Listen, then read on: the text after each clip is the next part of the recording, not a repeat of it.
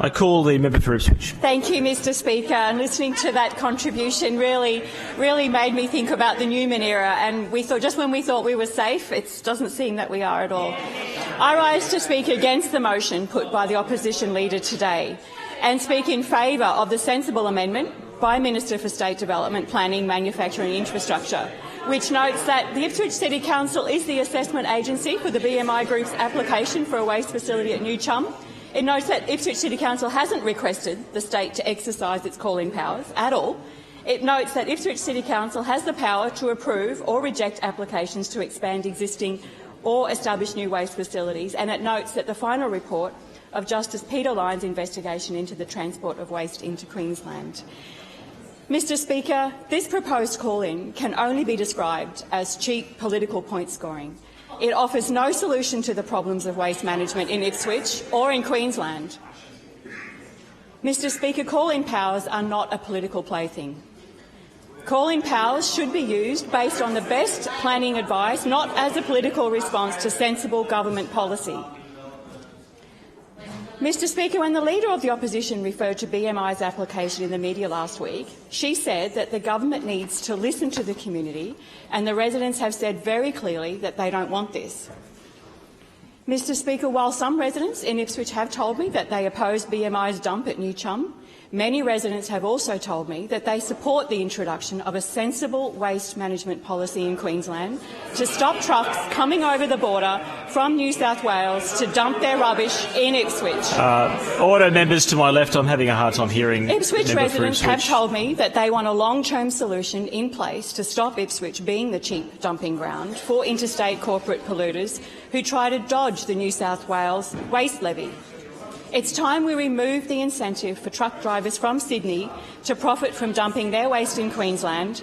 Ipswich residents should not be subsidising corporate polluters to dump waste in our landfills and increase their traffic on our roads. Calling in every second project is not an appropriate way to run a state planning system.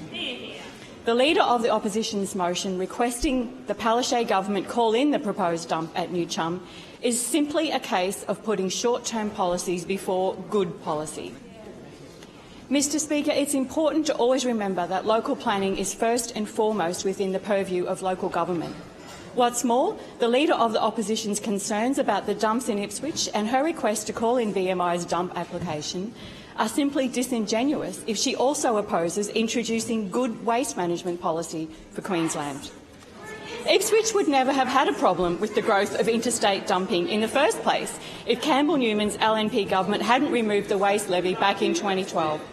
And we wouldn't be in the situation we find ourselves in now, where the opposition leader thinks it's a good idea to call in every development application and ask the state to interfere in local government planning process.